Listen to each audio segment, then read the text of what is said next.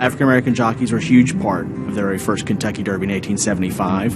13 of the 15 jockeys were African-American, and of course the race was won by an African-American jockey, Oliver Lewis. Even beyond that, 15 of the first 28 runnings of the Kentucky Derby were won by African-American jockeys. Without the black jockeys, there would have been very little racing in Kentucky. And Kentucky became the mecca of African-American jockeys. Willie Sims was from Georgia, Alonzo Clayton was from Kansas, but they all came into Kentucky to gain their reputation. Well, when we look at some of the jockeys that dominated the very earliest Kentucky Derbies, Jimmy Wingfield, who won 2 Kentucky Derbies, Isaac Murphy is probably the name that you're going to hear most associated with dominant jockeys in the early Kentucky Derby. Not only was he was one of the greatest jockeys really of all time and is still recognized as such, the first jockey to win 3 Kentucky Derbies and was the very first jockey to be admitted to Racing's Hall of Fame in 1955. Isaac Murphy gained a reputation as a gentleman. He was also known for his great love for his wife, Lucy. In the post-Civil War era, the racing industry was a business that crossed racial lines between owners and jockeys. For them, there was only one color. If you get a jock who rides a horse and wins, you tend to want to stay with him. It's like they said on the racetrack, the only color that counts is green. I'm certain race was an issue when people came to betting. I'm not naive about it, but the thing about it is on a racetrack that you got to remember, if the best jock out there is a black jock and you want to bet on a white jock because you don't like black jockeys, you're literally going to be paying for your own prejudice because the black jockeys were enormously talented, just as gifted as their white counterparts.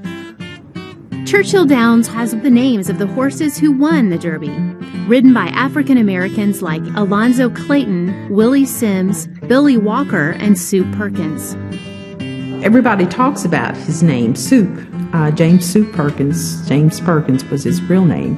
But he was a very young jockey. He entered the racing industry at the age of 11, started really seriously making a name for himself at the age of 13. He lived in a house on Thomas Street, which was just behind the Kentucky Association racetrack over in the East End. And he talks about having jumped the fence to go into the racing paddock, into the stables. His brothers, William and Frank, were trainers, and his father, John Jacob Perkins, was also a trainer. As America grew into the 20th century, the era of dominance by African American jockeys finally came to an end. First, as many former slave families migrated to the cities, but also with changes on the racetrack. During the last part of the 1890s, there was much contention between the black and white jockeys, and the racing industry became very dangerous for them. As racing becomes a more lucrative profession and being a jockey becomes a more lucrative profession, more white athletes are interested in the races and being a jockey. And we have record in the early 20th century of many African-American jockeys like Jimmy Wingfield, the last African-American jockey to win a Kentucky Derby. He was a victim of rough riding, and there are instances where he was in a race and jockeys were getting close to him, roughing him up, running him up against the rail, trying to intimidate him on the racetrack.